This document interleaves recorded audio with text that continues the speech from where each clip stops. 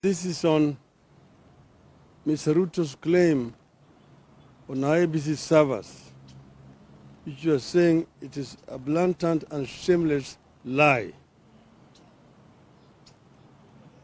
We call you here to refute the claims by Mr. William Ruto that the servers used by the Independent Electoral and Boundaries Commission in the last year's election have always been open and remain open. It was a plain, disgusting and horrifying lie, just like the many others he has told the country and continues to tell us since last elections. Ruto claimed yesterday that the IEBC servers were open during the identification of voters, posting of results, tallying of votes, and announcing of results during the hearing of the presidential election petition. How shameless can a leader be? How disrespectful can a leader be of citizens? Lies may have brought Mr. Ruto to where he is today, but lies will not take Mr. Ruto beyond here. They will be his downfall. Kenyans remember how throughout the electoral process, Azimio la Umoja One Kenya Coalition Party demanded transparency from the IEBC, and how Wafula Chebukati kept using trickery and subterfuge to manipulate the election outcomes in favor of Mr. William Ruto. Kenyans also remember that it is Azimio coalition that during the hearing of the presidential election petition at the Supreme Court applied for access to the servers. It is Azimio's lawyers who in the open court and in front of the world told the judges that access to the servers had been denied. Kenyans remember that it is the Azimio coalition that alerted the Supreme Court and the world to the letter dated 31st of August 2022 that the company Mathematic International Holding BV wrote to the IEBC and said that it would not comply with the order of the Supreme Court to give access to the servers because, and I quote, providing full access would infringe our mathematic property rights, unquote. Kenyans remember how our judges of the Supreme Court watched helplessly as their orders were treated with contempt. Instead of enforcing their orders, they opted to lie to Kenyans, as Mr. Ruto is doing now, that access had been granted. The statement made yesterday by Mr. Ruto is therefore not just a blatant and shameless lie. It is another proof of the unholy alliance between Mr. Ruto and the IEBC back then and to this day. It is this unholy alliance that Ruto hopes to carry into 2027 by appointing 7 Wafula Chebukatis to run IEBC and rig him in again. Mr. Ruto is on a full-throated assault on the integrity of elections and democratic processes ahead of the 2027. It will not happen. Kenyans will not allow it. In the light of the revelations by the whistleblower on the conduct of 2022 elections, which is now in public domain, it is now more important that the servers be opened and an audit be carried out by an independent institution.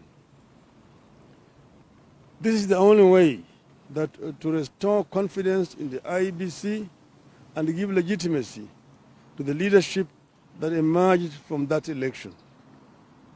Unfortunately, the tragedy of this situation does not end there. IEBC, which should be answering these queries, is silent.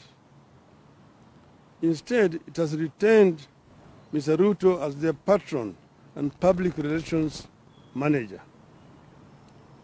These lies are what have turned the IEBC into a dysfunctional and a dead organization it is today. IEBC that exists only in name.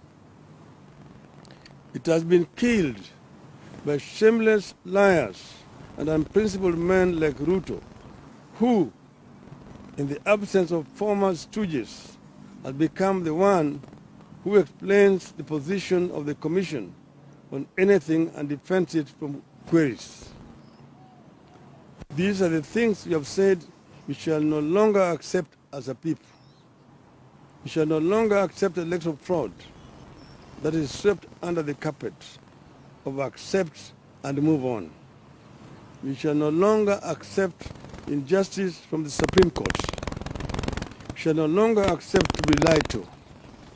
We have said enough is enough. End of statement. And ladies and gentlemen, I have here with me copies of the letter which was written by this mathematics company when our lawyers demanded in the Supreme Court that we be allowed access to the servers of IEBC. This mathematics wrote this letter, and it is also in the records of the Supreme Court that we were denied access to the servers. So what Mr. Ruto was saying yesterday is a blatant lie. End of statement. So, nimesema yale kwa kimombo. Ningesema kusema kwa muktasari na kwamba jana rais sio rais ningesema rais bandia Bwana William Ruto aliongea juu ya mtambo ya kura ambayo inaitwa servers. Yaani ile mtambo pale matokeo ya kura inahifadhiwa. Akasema ati hiyo mtambo ilikuwa imefunguliwa, ilikuwa wazi wakati watu walikuwa wanapiga kura, wakati wa kujumlisha kura, na hata wakati tulipoenda katika mahakama kuu mwezi wa 8. Tungesema tungependa kusema siku ya leo ya kwamba hiyo servers hazijafunguliwa. Sisi kama wale ambao walienda katika mahakama kupitia kwa wakili yetu tulitaka servers zifunguliwe ili zikaguliwe tujue matokeo kamili ya uchaguzi. Lakini ile kampuni ambayo ilijiriwa na ambayo alileta hizi mitambo hapa inaitwa Smartmatic ikaandika barua mnamo tarehe 31 mwezi wa 8 kwa shirika ya IEBC ikisema ya kwamba hawezi kufungua hizo servers kamwe. Ati hizo servers zikifunguliwa itaweza kutoboa siri yao ya kufanya kazi. Na kwa hivyo wao wenyewe hawezi kukubali hizo servers zifunguliwe. Lakini wakati huo sisi wenyewe tulienda mahakamani tukisema ati matokeo ambayo ilitangazwa na Bwana Chebukati na wenzake haikuwa halali. Na thibitisho ingetoka ndani ya hiyo servers.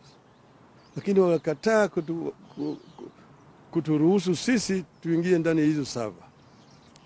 Sasa nyinyi mnamjua ya kwamba mhubiri ametoka, ameongea na ametoboa ukweli, siri ambayo ilikuwa ndani ya hizo server. Ikiwa kama Bwana Ruto na wenzake wanasema hiyo sio kweli, ndio tumesema tunataka hizo server zifunguliwe ili zikaguliwe na shirika wastani ambaye halengi upande moja au wengine.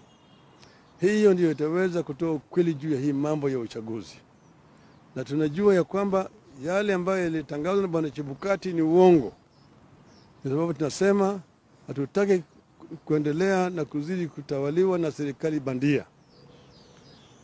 Pili, sisi tulitoa taarifa juzi na tukasema siku 14. Leo ni siku ya 12, imebaki siku 12. Na kiene siku ya pili, imebaki siku 12. Endelea. Nataka Wakenya wawe macho. Asanteni sana.